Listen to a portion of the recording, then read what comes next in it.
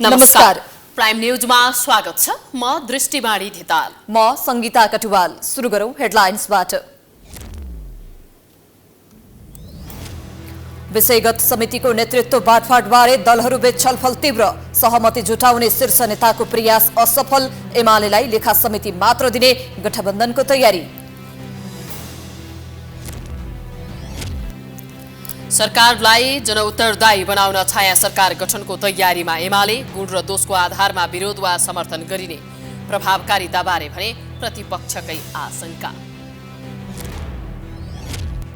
Metre ब्याज पीडितलाई दमन गरिएकोमा सांसदहरूले गरे सरकारको चर्को विरोध। न्यायका लागि कुनै कसर बाँकी नराख्ने गृहमन्त्रीको आश्वासन। छानबिनको लागि समिति गठन। सुडान द्वन्द्वमा परि ज्यान गुमाउनेको संख्या 200 नाग्यो। 1800 जना घाइते। नागरिक शासन पुनर्स्थापनाबारे विवाद कायमै।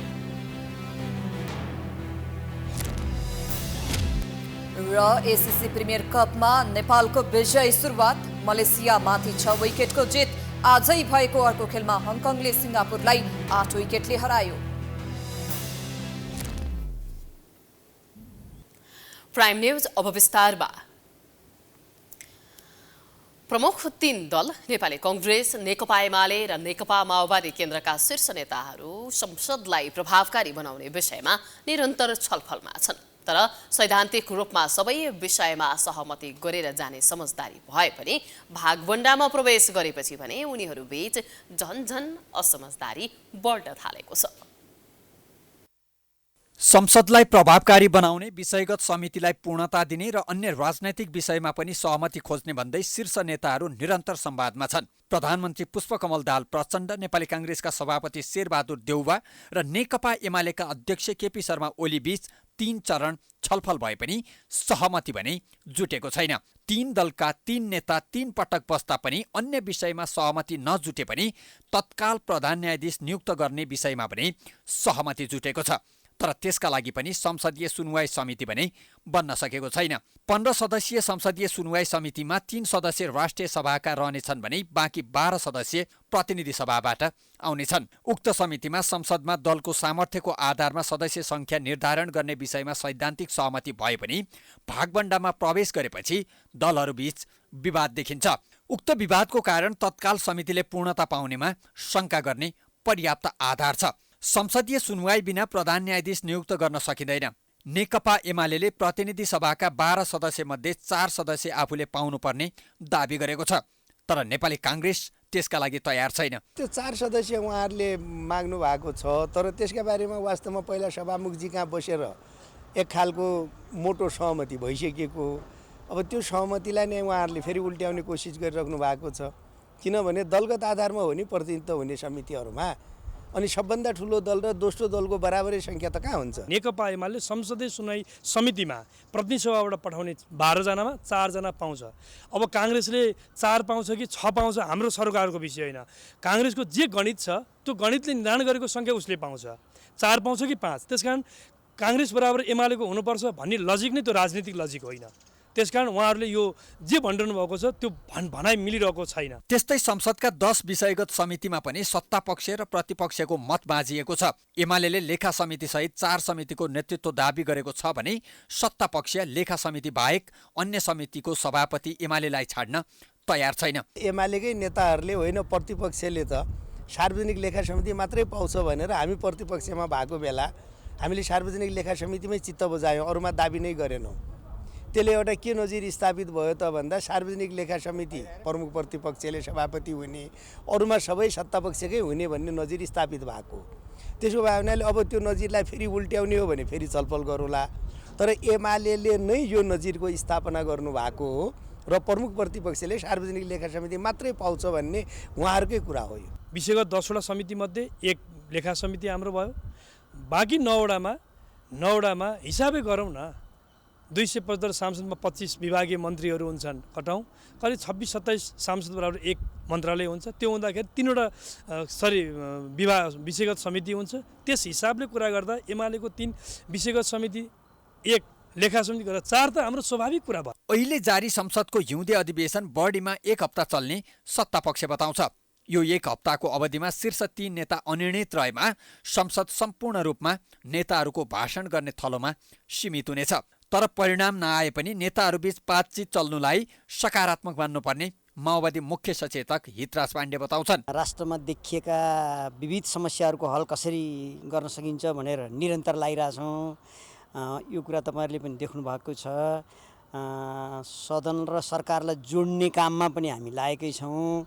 त्यसपछि नेतृत्व तहहरूलाई जोड्ने काममा पनि हामी लागेकै छौँ। हामीलाई के विश्वास छ भने क्रमशः यी सबै समस्याहरू हल हुँदै जान्छन्। संसदमा अहिले बेपत्ता पारिएका व्यक्तिको छानबिन, सत्य निरूपण तथा मेलमिलाप विधेयक, संवैधानिक परिषद सम्बन्धी विधेयक र सम्पत्ति शुद्धिकरण सम्बन्धी विधेयक सहित 8 विधेयक विचाराधीन छन्, जसमध्ये 3 विधेयक प्रतिनिधि सभामा उत्पत्ति भएका हुन् भने बाँकी 5 वटा राष्ट्रिय सभाबाट सन्देशसहित प्राप्त भएका हुन्। करिब 4 महिना अनिश्चितता र अन्योलमा गुजारेको सरकारले संसदलाई पर्याप्त बिजनेस दिन सकेको छैन। त्यस्तै शीर्ष 3 नेताबीच सहमति जुट्न नसक्दा आएका विधेयक पनि टुङ्गोमा पुग्न सकेका छैनन्। सरकारलाई जनउत्तरदायी बनाउन र जनादेश अनुसार चल्न खबरदारी गर्ने भन्दै प्रमुख प्रतिपक्षी दल एमाले छाया सरकार गठनको गृह कार्य गरिरहेको छ। सरकारका सबै मन्त्रालयका निगरानी गर्न बनाउन लागिएको छाया सरकारले गुड र दोषको आधारमा विरोध वा सहयोग गर्ने नीति अख्तियार गर्ने एमालेको दाबी छ। तर कतिपय सांसदले नै विगतको इतिहास हेर्दा छाया सरकार प्रभावकारी हुन नसक्ने बताएका छन्। माओवादी केन्द्रका अध्यक्ष प्रचण्ड बहुमत सांसदको विश्वासको मतसहित प्रधानमन्त्री बनेको भए पनि सेवा प्रवाहलाई तीव्रता दिन सकेका छैनन्। भ्रष्टाचार निवारण गरेर सुशासन दिने प्रधानमन्त्रीको प्रतिबद्धता नारामा मात्र सीमित भएको, प्रचण्डले राजनीतिक समीकरण बदल्दै काङ्ग्रेससँग समीकरण बनाउनु बाहेक जनता र देशको लागि कुनै उपलब्धिमूलक काम गर्न नसकेको तथा सरकार विधि सम्मत नचलेको भन्दै सरकारलाई निगरानी गर्न प्रमुख प्रतिपक्षी दल नेकपा एमाले छाया सरकार बनाउने गृह कार्य सुरु गरेको छ। बेथिति भ्रष्टाचार र अराजकताको अन्त्यका लागि सरकारलाई जवाफदेही बनाउन खबरदारी गर्ने उद्देश्यसहित बनाउने छाया सरकारको अन्तिम गृह कार्यपछि विभागीय मन्त्रीहरू नियुक्त हुनेछन्। छाया मन्त्रीहरूले आफ्नो मन्त्रालयमा भएका विभिन्न गतिविधिको निगरानी गर्ने तथा राम्रो कामको रचनात्मक तथा सृजनात्मक सहयोग गर्ने तर नराम्रो कामको भण्डाफोर गर्ने रणनीति अख्तियार गर्ने एमाले नेताहरूको भनाइ छ। छाया सरकार गठनको अन्तिम तयारी भएपछि अध्यक्ष ओलीले छाया मन्त्रीहरू नियुक्त गर्नेछन्। छाया सरकार गठनका लागि आवश्यक गृह कार्य भइरहेको एमाले नेताको भनाइ छ। अरू देशमा जे सिस्टम छ हामी कहाँ त्यो चाहिँ लागू भएन। जस्तो प्रमुख प्रतिपक्षले अहिले स्याडो क्याबिनेटमा जुन मान्छेलाई जे जिम्मेदारी दिएको छ नि, बाइद ऊ गभर्मेन्टमा पुग्यो भने चाहिँ त्यही जिम्मेदारीमा उसलाई लाने हो, चलन थियो। आज स्याडो मिनिस्टर भएकोले चाहिँ जस्तो कसैलाई सञ्चारको देला, कसैलाई परराष्ट्रको देला, भोलि त्यो स्याडो मिनिस्टर बनाउनेहरूलाई नै ऊ सरकारमा जाँदा चाहिँ त्यो मिनिस्टर बनाउने हो। तर त्यो चलन त हामी कहाँ इम्प्लिमेन्ट भएको चाहिँ देखिँदैन। यो विषयमा त हाम्रो दलमा छलफल भइरहेछ। परम्परा चाहिँ पार्लियामेन्ट्री सिस्टममा के हुन्छ नि, स्याडो क्याबिनेट गठन गर्ने भन्ने चलन थियो। हामीले 52 सालदेखि 48 सालदेखि पनि त्यो परम्परालाई अगाडि बढाउँदै आएको हौँ होइन। अब अहिले पनि यसपालिमा हाम्रो प्रमुख सचेतकहरूले अध्यक्षसँग दलको नेतासँग छलफल गरेपछि यो बारेमा छिटै टुङ्गो लाग्ला। कतिपय एमाले नेता भने छाया सरकारको पक्षमा छैनन्। छाया सरकारको सट्टा संसदीय समिति तथा संसद मार्फत सरकारको निगरानी गर्नुपर्ने उनीहरूको तर्क छ। पार्टीहरूले आफ्नो बेलामा छाया सरकार बनाए, तर ती छाया सरकारका प्र्याक्टिसहरू त्यति प्रभावकारी हुन सकेनन्। नेपालमा फरक राजनीतिक स्थिति छ। त्यसकारणले गर्दाखेरि सिङ्गो दलले दल मार्फत र संसदीय समितिहरू मार्फत संसद मार्फत नै सरकारको निगरानी गर्ने आलोचना गर्ने काम हामी अगाडि बढाउँछौँ। राम्रो काम हुँदा समर्थन र नराम्रो हुँदा आलोचना, त्यो हाम्रो नीति रहन्छ। सत्तारूढ दलले एमालेको छाया सरकार गठनको तयारीलाई स्वाभाविक भएको बताएको छ। तर कतिपय प्रतिपक्षी सांसदहरूले समेत विगतको अनुभव हेर्दा छाया सरकार प्रभावकारी नभएको भन्दै आवश्यकतामाथि नै प्रश्न उठाएका छन्। बेलायतको संसदीय व्यवस्थाबाट नेपाल आएको भारत हुँदै होइन, संसदीय व्यवस्थामा छाया सरकारको बन्दोबस्त हुन्छ। तर नेपालमा 33 वर्ष भयो बहुदल आएको, छाया सरकार गठनको बीचमा हामीले सुन्यौँ तर प्रभावकारी भएन। किन?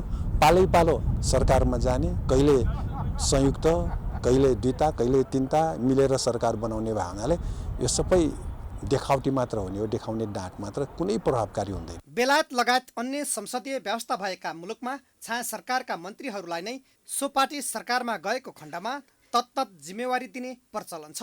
तर नेपालमा यस्तो प्रचलन कायम हुन सकेको छैन। विगतमा पनि काङ्ग्रेस एमाले छाया सरकार बनाएर अनुभव गरिसकेको भए पनि खासै प्रभावकारी काम गर्न सकेका थिएनन्। संसदीय व्यवस्थामा प्रमुख प्रतिपक्षी दल वेटिङ गभर्मेन्ट हो। यही तयारी अनुसार उसले संसदमा भूमिका खेल्छ।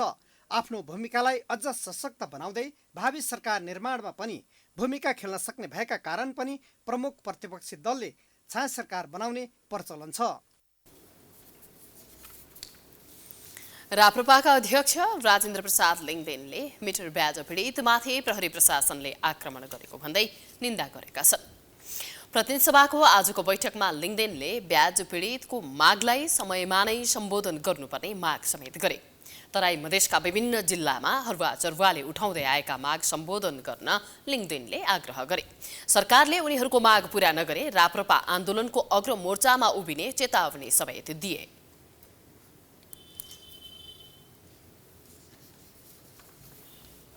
यति बेला तिनीमुखा मानिसहरूमाथि आक्रमण भएको छ।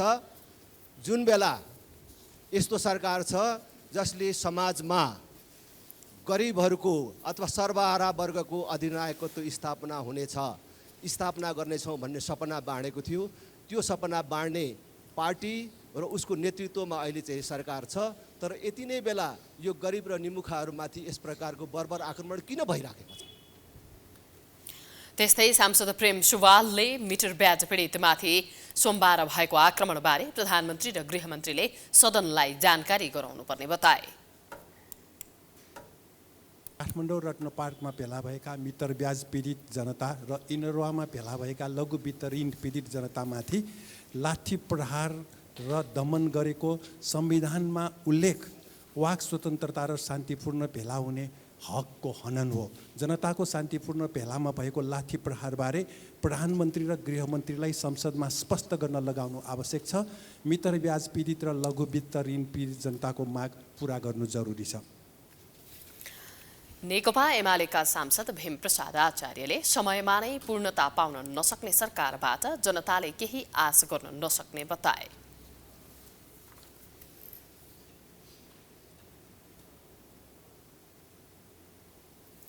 उपप्रधान एवं गृहमन्त्री नारायण काजी श्रेष्ठले जनयुद्ध र जनआन्दोलनबाट प्राप्त उपलब्धि उल्ट्याउन खोज्ने कुनै पनि गतिविधिलाई छुट दिन नसक्ने बताएका छन्। आज सिंहदरबारमा पत्रकारसँगको छलफलका क्रममा श्रेष्ठले सरकार संविधानको रक्षा सुदृढीकरणको पक्षमा रहेको भन्दै उपलब्धि उल्ट्याउन खोज्ने कुनै पनि गतिविधिलाई छुट दिन नसक्ने बताए। उनले सत्य निरूपण तथा मेलमिलाप र बेपत्ता पारिएका व्यक्तिको छानबिन आयोग मार्फत संक्रमणकालीन न्यायका बाँकी काम छिटोभन्दा छिटो पूरा गर्नुपर्ने बाटोमा सरकार लागेको जिकिर गरे। उनले मिटर ब्याज पीडित जनताको न्यायका लागि आफूले कुनै कसर बाँकी नराख्ने भन्दै सरकारले गठन गरेको आयोग मार्फत जनतालाई न्याय दिने स्पष्ट पारे। आयोग र बेपत्ता छानबिन आयोगलाई पूर्णता दिएर संक्रमणकालीन न्यायका कामहरू पूरा गर्नु छ। त्यो पूरा गर्न सकिएन भने शान्ति प्रक्रिया समग्रमा पूरा भएको ठहरिँदैन। त्यसकारणले गर्दाखेरि शान्ति प्रक्रियाको यो बाँकी कामलाई हामीले हर हालतमा छिटोभन्दा छिटो पूरा गर्नु छ। त्यसप्रति हामी प्रतिबद्ध छौँ। राजनीतिक उपलब्धिलाई राजनीतिक अधिकारको क्षेत्रमा मात्रै सीमित राख्नु कुनै पनि कोणबाट सही ठहरिँदैन।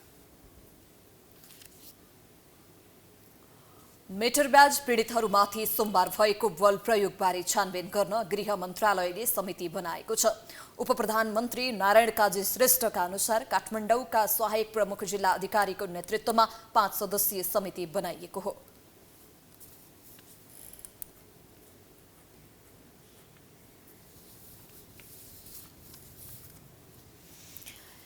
मिटर ब्याजी पीडितहरूले योजनाबद्ध रूपमा मिटर ब्याज विरुद्धको आन्दोलनलाई भड्काउने र उत्तेजित बनाउने काम भएको आरोप लगाएका छन्। सोमबार प्रहरीसँग झडप भएपछि मंगलबार काठमाडौँमा पत्रकार सम्मेलन गर्दै मिटर ब्याज पीडित तथा ठगी विरुद्ध किसान मजदुर संघर्ष समितिले प्रहरी स्वयंले योजनाबद्ध रूपमा आन्दोलनलाई भड्काउने, उत्तेजित बनाउने र दमन गर्ने नीति अख्तियार गरेको आरोप लगाएको हो। उनीहरूले आफूहरूको शान्तिपूर्ण आन्दोलन स्थलभित्र छिरेर प्रहरीले ज्येष्ठ नागरिक अशक्त र बिरामीमाथि अन्धाधुन्द कुटपिट गरेको गुनासो गरेका छन्। यसअघि सोमबार मार्च पास गर्न खोज्दा मिटर ब्याजी पीडितलाई प्रहरीले शान्ति बाटिकाको गेटबाट बाहिर निस्कन नदिएपछि झडप भएको थियो। झडपका क्रममा 50 भन्दा बढी पीडित घाइते भएको उनीहरूले बताएका छन्। भन्ने विषयमा हामीले एउटा धारणा बनाउन पर्ने एउटा परिस्थिति सिर्जना भएको छ। यो देशमा मानव अधिकारको वकालत गर्ने मान्छेहरू पनि छन्, तर मिटर ब्याज पीडितको पक्षमा तिनीहरू बोलेका छैनन्। यो देशमा केही पार्टीहरू छन् जनताको लोकतान्त्रिक अधिकारको पक्षमा लडेका र स्थापित गरेका, ती मान्छेहरू पनि आएका छैनन्। र यो देशमा त्यस्ता पत्रकारहरू पनि छन् जहाँ के अरे विभिन्न ढङ्गले गएर समाचार सम्प्रेषण गर्छन्, हामी त्यो पनि पाएका छैनौँ। मिटर ब्याज तथा ठगी विरुद्ध किसान मजदुर सङ्घर्ष समितिले नेपाल सरकार समक्ष विभिन्न छबुदे माग राख्दै आएको छ। चक्रवर्ती तथा मिटर ब्याजीलाई कारबाही गर्नुपर्ने, जाली तमसुक तथा पीडितको जमिन फिर्ता गर्नुपर्ने लगायतमा माग राख्दै पीडितहरूले आन्दोलन गरिरहेका छन्।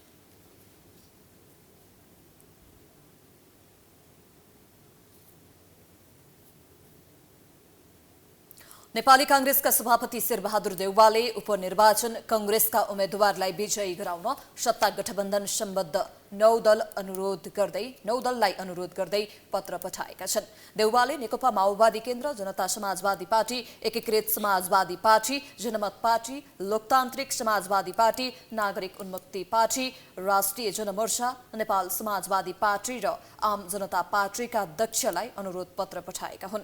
उपनिर्वाचनमा सत्ता गठबन्धन दलबाट तनहुँ 1 मा कांग्रेसका गोविन्द भट्टराई र चितवन 2 मा जितनारायण श्रेष्ठ उम्मेद्वार रहेका छन्। सत्ता गठबन्धन सम्बद्ध 9 दलका पङ्क्तिलाई अझ व्यापक परिचालन गरी गठबन्धन दलका उम्मेद्वारलाई अत्याधिक मतले विजयी बनाउन सबै तहलाई आवश्यक निर्देशन र परिचालनका लागि देउवाले अनुरोध गरेका छन्।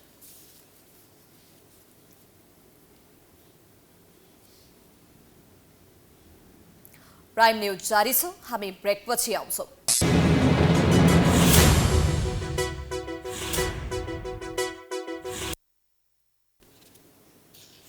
ब्रेकपछि स्वागत छ। अब बाँकी न्यूज।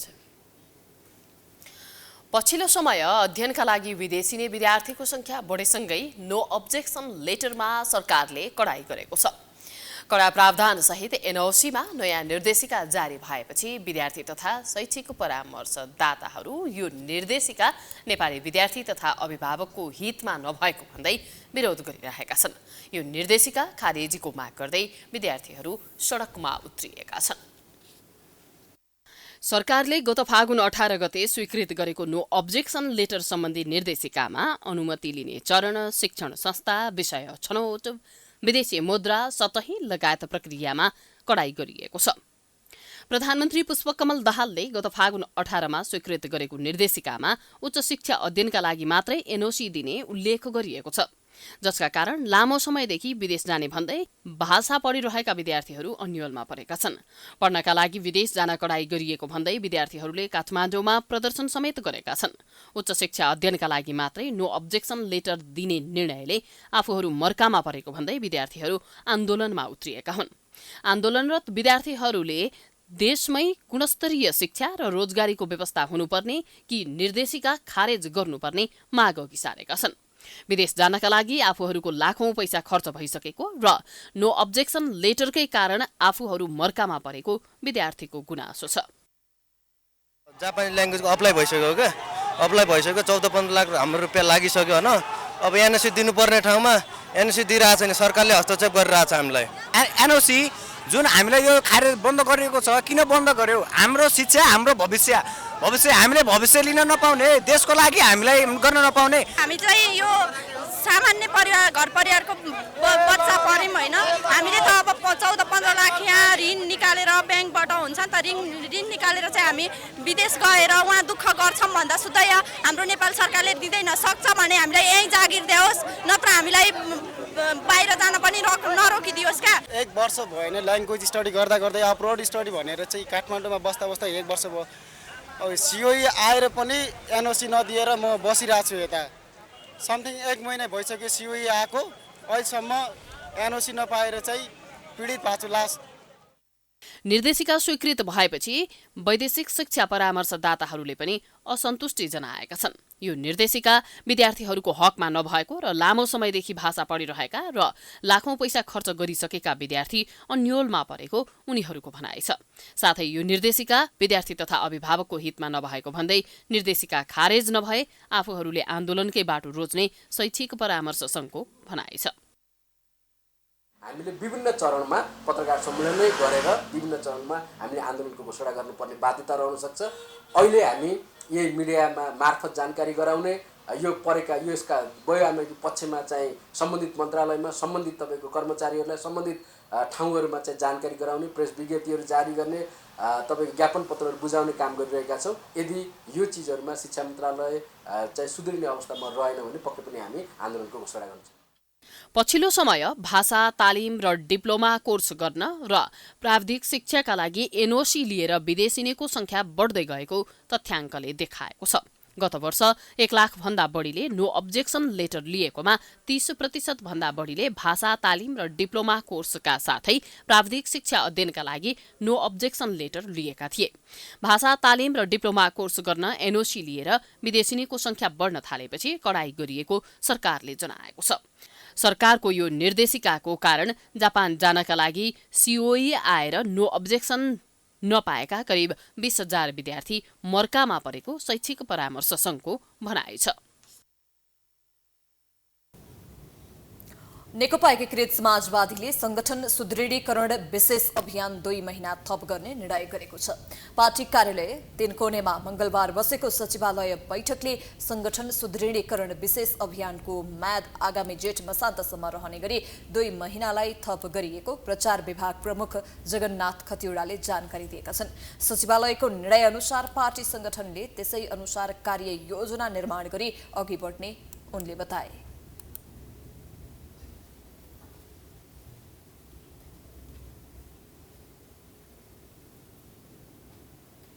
नेकपा एकीकृत समाजवादीको आज केन्द्रीय सचिवालयको बैठक बस्यो।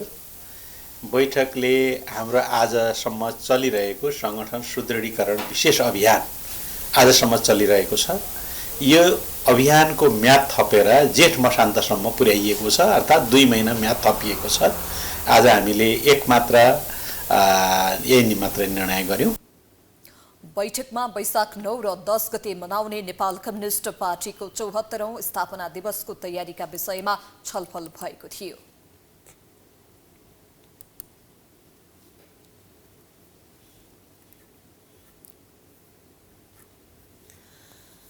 कोरोना संक्रमणबाट आज एकै दिन थप 2 जनाको मृत्यु भएको छ। स्वास्थ्य तथा जनसङ्ख्या मन्त्रालयका अनुसार पछिल्लो 24 घण्टामा थप 2 जना संक्रमितको मृत्यु भएको हो।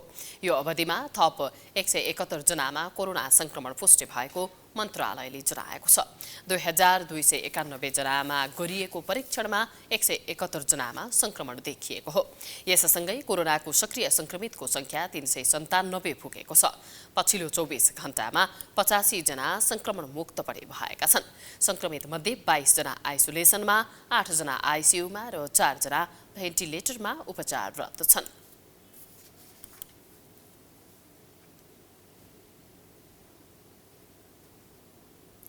नेपालमा गत वर्ष डेंगूको संक्रमणले हजारौं जना संक्रमित भए। झण्डै 100 जनाले डेंगूकै कारण ज्यान गुमाए। गत वर्ष फैलिएको डेंगू संक्रमण पूर्ण रूपमा हट्न सकेन, जसका कारण जाडो महिनामा समेत संक्रमणका बिरामी भेटिए। यो वर्ष पनि सुरुवाती महिनामै डेंगूका संक्रमितहरू फेला पर्न थालेका छन्, जसले अघिल्ला वर्षहरूमा जस्तै यो वर्ष पनि पुनः डेंगू फैलिने संकेत गरेको छ। गत वर्ष महामारीको रूपमा देखा परेको डेंगू संक्रमण जाडो महिनामा समेत रोकिएन। पछिल्लो 4 महिनामा 500 जना भन्दा बढीमा डेंगू संक्रमण पुष्टि भइसकेको छ। यसले गर्दा यो वर्ष पनि डेंगू संक्रमणले महामारीको रूप लिने अनुमान गर्न सकिन्छ। गत वर्ष डेंगू संक्रमणका कारण 88 जनाले ज्यान गुमाएका थिए भने 54,000 भन्दा बढी डेंगू संक्रमण पुष्टि भएको थियो। संक्रमण नियन्त्रणमा सरकारले प्रभावकारी काम गर्न नसकेको भन्दै चर्को आलोचना भएको थियो। यो वर्ष पनि डेंगू संक्रमण फैलिने भय उत्पन्न भएको छ। एपिडेमियोलोजी तथा रोग नियन्त्रण महाशाखाका अनुसार डेंगू संक्रमणका बिरामी शून्यमा झर्न नसक्नु र पछिल्लो दिनमा डेंगू संक्रमणका बिरामी देखिनुले यस वर्ष पनि डेंगू संक्रमण फैलिने जोखिम बढेको जनाएको छ। जनवरीदेखि यतातिर करिब 501 अहिलेको रिपोर्ट अनुसार 501वटा केस देखिएको अवस्था छ र 39वटा जिल्लामा देखिएको छ र सबभन्दा बढी हेर्दाखेरि अब दार्चुलामा केस बढी देखिराखेको अवस्था छ। अब यो चाहिँ हामी केलाउँछौँ, दार्चुलामा केस बढी देखिन्छ तर भ्यालीमा पनि छ। भ्यालीमा जस्तो कि काठमाडौँमा पनि 28 छ, भक्तपुरमा पनि 25 छ, यहाँले ललितपुरमा 11 छ। काठमाडौँ, ललितपुर, भक्तपुर यिनीहरूमा त केस के हुन्छ देखि नै राखेको छ। यहाँले अब सबभन्दा बढी देखिने सहरहरूमा हो, के भन्छ यो अर्बनाइजेसन हुन्छ यो सहरहरूमा, यो लामखुट्टे सफा पानीमा र सहरमा भएको कारणले गर्दाखेरि सहरहरूमा बढी देखिन्छ।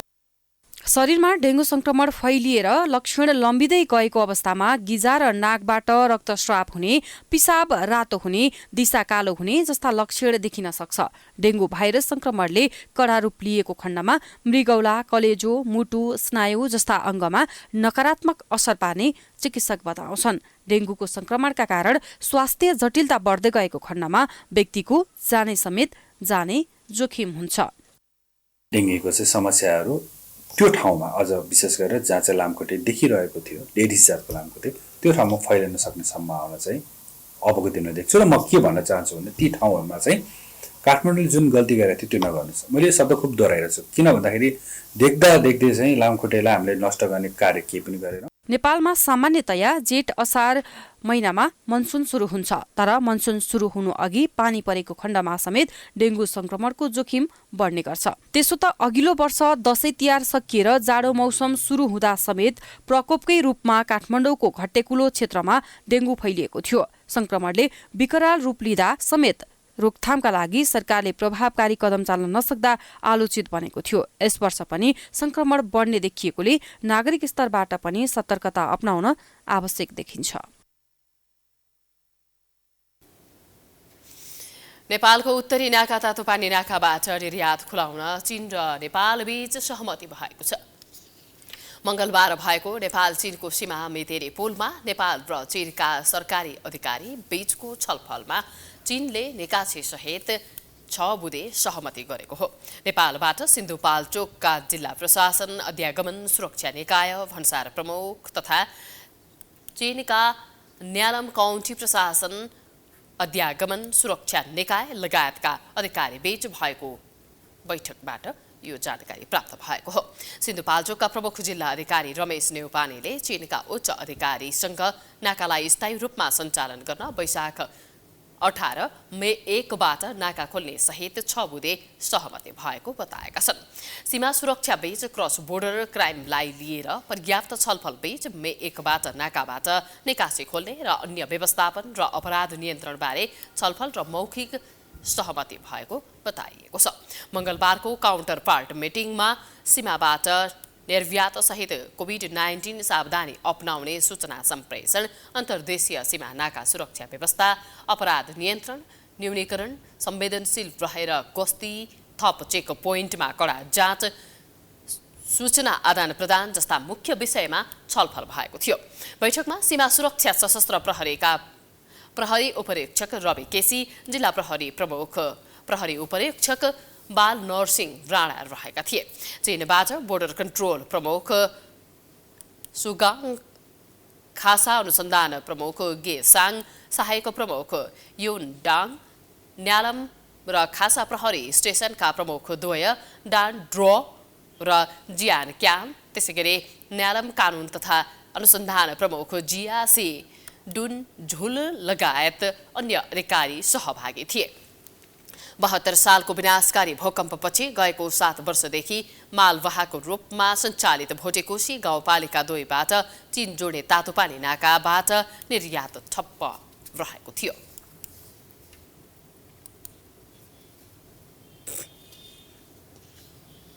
कोशी प्रदेशका मुख्यमन्त्री हिक्मत कुमार कार्कीले आफ्नो 100 दिनको उपलब्धि सार्वजनिक गरेका छन्। मंगलबार पत्रकार सम्मेलन गर्दै उनले मन्त्रालयको संख्या कटौती र प्रदेशको नाम राख्नुलाई मुख्य उपलब्धिको रूपमा व्याख्या गरेका छन्। मुख्यमन्त्री कार्कीले मन्त्रालयको संख्या 13 बाट घटाएर 9 मा झारेका छन्। त्यस्तै गत फागुन 17 गते प्रदेश सभाले प्रदेशको नाम कोशी राखेको छ। सरकारको प्रशासनिक खर्चमा मितव्ययिता कायम गर्न, सेवा प्रवाह र विकास व्यवस्थापनमा प्रभावकारिता ल्याउन उच्च स्तरीय प्रशासन सुधार कार्यदल गठन गरेको पनि मुख्यमन्त्री कार्कीले बताएका छन्। 15 वटा स्थानीय तहहरूको अध्यावधिक योजना निर्माण अगाडि बढेको, स्थानीय तहका जनप्रतिनिधि र कर्मचारीलाई क्षमता अभिवृद्धि तालिम दिएको पनि मुख्यमन्त्रीको 100 दिनको उपलब्धिमा उल्लेख छ।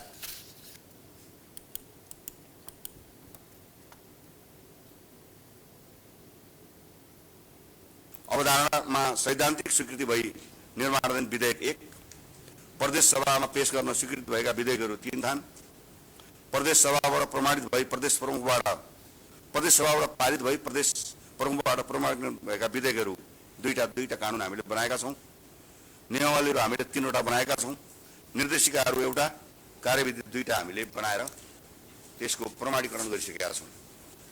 आर्थिक क्षेत्रमा यस प्रदेश अन्तर्गत सबै मन्त्रालय, आयोग, सचिवालय, कार्यालयहरूको चालू खर्चको 25% खर्च कटौती गरी स्रोत व्यवस्थापनको प्रयास गरिएको छ। नेपाल सरकारले 20% कटौती गर्ने नीति लिएको थियो र हामीले पनि आवश्यकता महसुस गरेर 25% कटौती गर्ने एउटा महसुस गरी हामीले निर्णय गरेर कटौती गरेका छौँ। 100 दिनको समयमा प्रदेशसभाबाट 2 वटा विधेयक पास भएको, 4 वटा विधेयकलाई प्रदेशसभा पेश गर्न स्वीकृति दिएको र 4 वटा नियमावली स्वीकृति गरेको मुख्यमन्त्री कार्कीले बताएका छन्। उनले प्रदेश सरकारको चालू खर्चलाई 25% कटौती गरेको पनि बताएका छन्।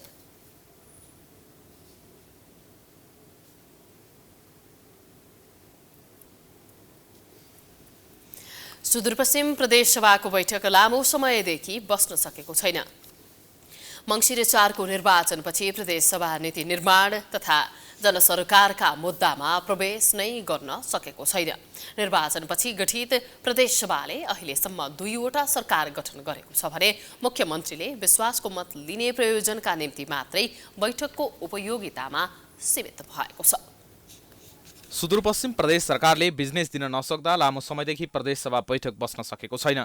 प्रदेशसभाको दोस्रो निर्वाचन यता केवल मुख्यमन्त्रीलाई समर्थन तथा विश्वासको मत दिनेमा मात्र बैठक सीमित भएको छ। मुख्यमन्त्री कमल बहादुर शाहले विश्वासको मत लिनका लागि फागुन 21 गते प्रदेशसभाको बैठक सञ्चालन भएको थियो। त्यसता प्रदेशसभा बैठक सञ्चालन हुन सकेको छैन। प्रदेशसभा दोस्रो कार्यकालमा प्रवेश गरेको 4 महिनाभन्दा बढी भइसकेको छ। यो अवधिमा सरकार निर्माण र सभामुख, उपसभामुख चयनका लागि बाहेक अन्य विषयका लागि प्रदेशसभा बैठक बस्न सकेको छैन। अहिले प्रदेशसभा कामविहीन अवस्थामा छ। प्रदेशसभा सचिवालयले प्रदेशसभामा एउटा पनि बिजनेस नरहेका कारण बैठक सञ्चालन नभएको जनाएको छ। प्रदेश सरकारले अहिलेसम्म प्रदेशसभा सचिवालयमा एउटा पनि विधेयक दर्ता नगराएको सचिवालयको भनाइ छ। प्रदेशसभा नै कामविहीन बनेपछि जनताका आवाज उठ्न सकेका छैनन्। यो सँगै प्रदेशसभा सदस्यहरू तथा सचिवालयका कर्मचारी फुर्सदिला भएका छन्। सदन सञ्चालनको दबाव सिर्जनामा प्रमुख प्रतिपक्षी दल नेकपा एमालेको भूमिका पनि कमजोर देखिएको छ। तर नेकपा एमालेका संसदीय दलका नेता तथा पूर्व मुख्यमन्त्री राजेन्द्र सिंह रावलले आफूहरूले सकेसम्म सरकारलाई दबाव सिर्जना गर्दै आएको दाबी गरेका छन्। जनताको काम कुरा भन्दा पनि सत्ता र कुर्सीकै भागभण्डामा सुदूरपश्चिम प्रदेश सरकार अल्झिएको देखिन्छ।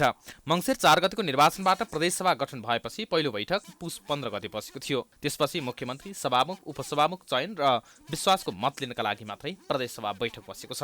अहिलेसम्म सुदूरपश्चिम प्रदेशसभाको 8 वटा बैठक मात्रै बसेको छ।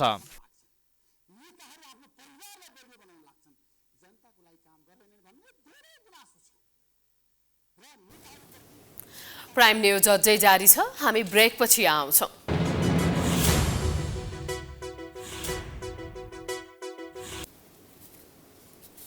ब्रेकपछि पुनः स्वागत छ। अब बिजनेस न्यूज।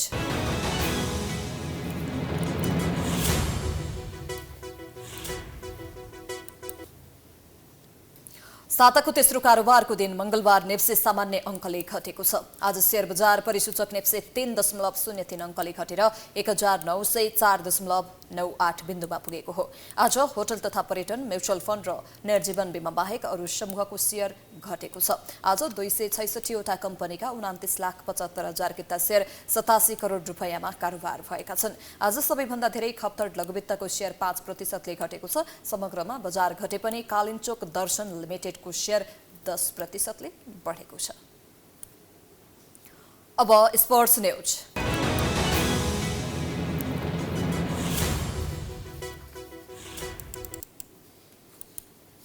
राजधानीमा जारी शहीद स्मारक डिभिजन लेग फुटबलमा न्युरो टिम एनआरटीले एफसी खमलतारलाई पराजित गरेको छ।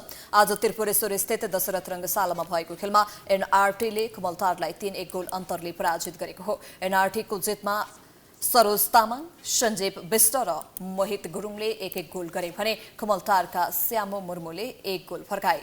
खेलको 65औं मिनेटमा सरोजले गोल गर्दै एनआरटीलाई सुरुवाती अग्रता दिलाएका थिए। खेलको 82औं मिनेटमा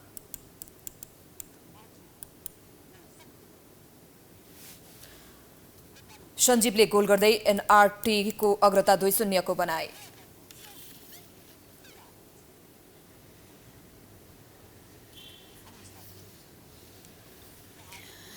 युवा अलराउन्डर कुशल मल्ल र भीम सार्कीले उत्कृष्ट ब्याटिङमा उपाधि दावेदार नेपालले एससीसी प्रिमियर कपमा मलेसियामाथि 6 विकेटको शानदार जित हात पारेको छ।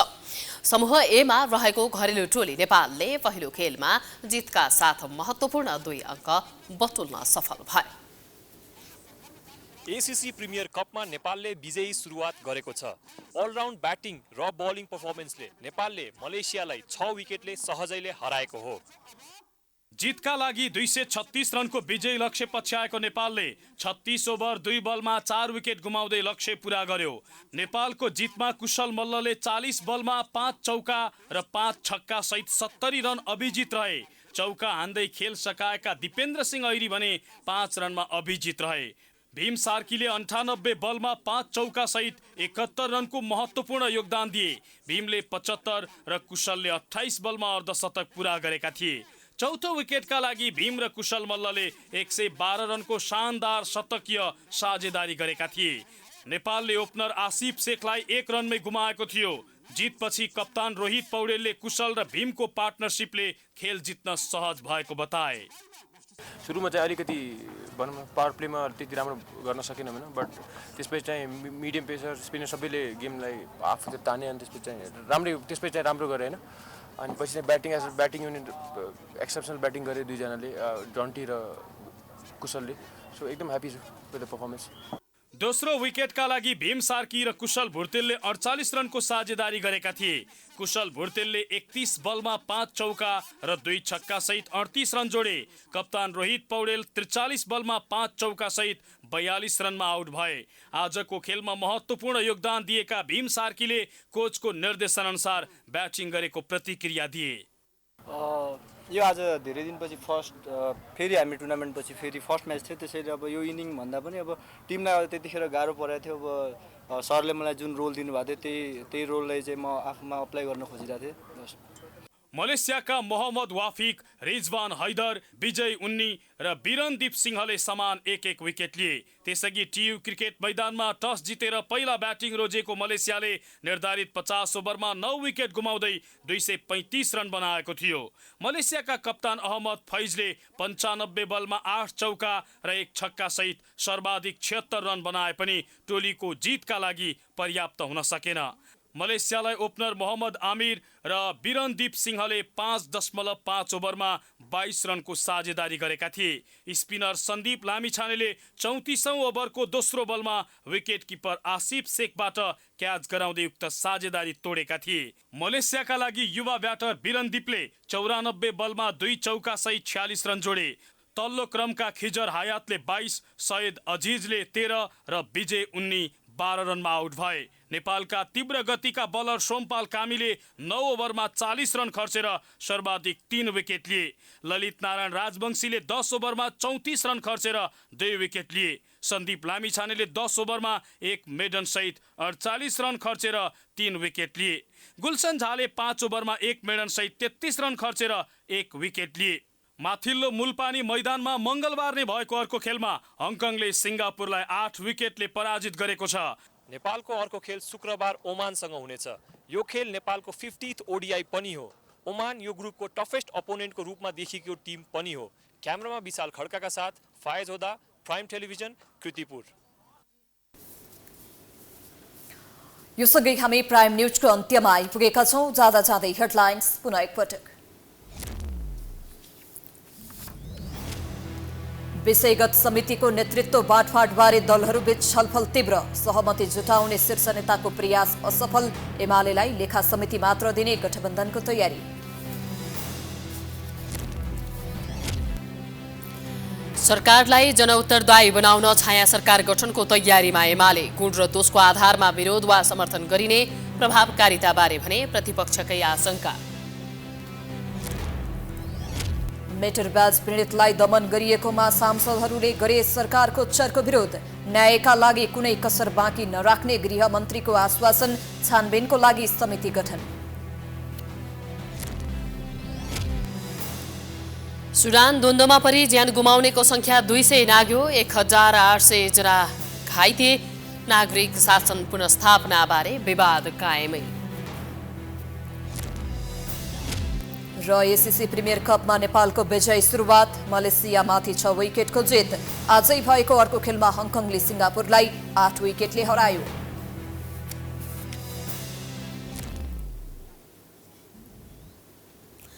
प्राइम न्यूज अहिलेलाई सकियो। यसपछिको प्रस्तुति जनता जान्न चाहन्छन्, विशेषमा साथमा हेर्दै गर्नुहोला प्राइम टेलिभिजन। नमस्कार।